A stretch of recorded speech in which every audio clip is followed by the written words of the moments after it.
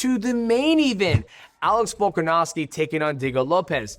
Now, in this fight, I went with Deiego Lopes. The reason why is because I felt Alex Volkanovski had to be perfect for 25 minutes. And was his ass not perfect? He was perfect for 25 minutes. I'll say 24. He did get dropped once, but that's the biggest thing I was worried about. For someone who gets knocked out twice after his last two fights against Islam Makhachev and Ilya, I expected him to be gun shy, and if he was to get tested in that chin, he would go to sleep. And that wasn't the case. The one thing Alex Volkanovski did very well is he kept on circling. He kept on circling constantly. And then he would get in, fire, get out. Get in, fire, and get out. And then he was doing a good job with the feints and stifling Deiego Lopes. Deiego Lopes would just get to the edge of the void and move his head.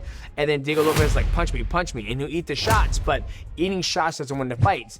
Now, when Deiego Lopes had Alex Volkanovski on his heels, that's when Alex Volkanovski is his most vulnerable. You look when he fought Islam. You look when he fought Ilya. Ilya would just eat those shots. Boom, catch him and walk him down. I want to see this version of Alex Volkanovski fight Ilya because I think the fight could be different, or is Ilya going to find that mark? That's the fight I truly want to see next. But let's get back to breaking down that fight versus Deiego Lopes and Alex. And Alex does a good job of chipping away inside, body, high, and his exchange. And he dropped Deiego Lopes a couple times. Now, there was a little bit back and forth with like the gloves going in at Diego's eyes. It's part of the fucking game, man. There's always gonna be eye pokes, and stuff hitting people's eyes just because it's mixed martial arts. You're never gonna get away from it. Now, what do I want to see from both these guys? Deiego Lopes, he's still young.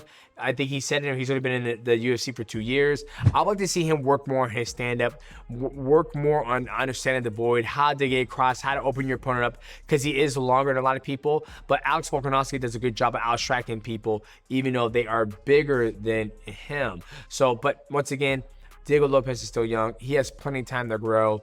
He's a fan favorite. People love him.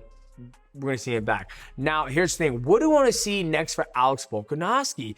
Now that Alex Volkanovski is a champion again, and now that Ilya is up at 155, it's kind of like, oh, God, that's the fight I really want to see. Do I want to see Alex Volkanovski beat Movsar? I think Movsar, it won't be fast enough to catch Alex Volkanovski. I think Alex Volkanovski is going to just move around, pot shot him with that beautiful jab he's got, and just move on angles. And I just don't think he's going to be able to, Movsar's going to be able to keep up. Aljamain Sterling versus Alex Volkanovski, that'll be a fun fight. I think they train together over in Australia, Thailand. That'd be kind of interesting. I will give Aljamain Sterling probably the grappling advantage because he's bigger and longer.